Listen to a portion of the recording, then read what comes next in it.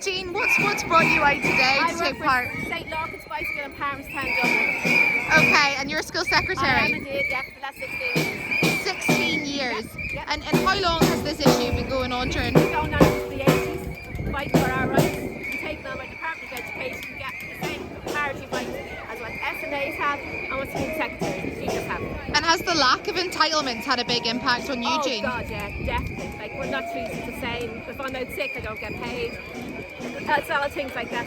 It's not right. Okay. It's definitely not right, not in this day and age. And look at us. Most of us, we're all mothers.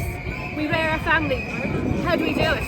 We have to have our rights. And what does the mood feel like here today? Oh, look, it's absolutely fantastic. Look, it's all the way down Dawson Street, and they're still coming around Stephen's Green at this stage. Did you expect it to be? Support.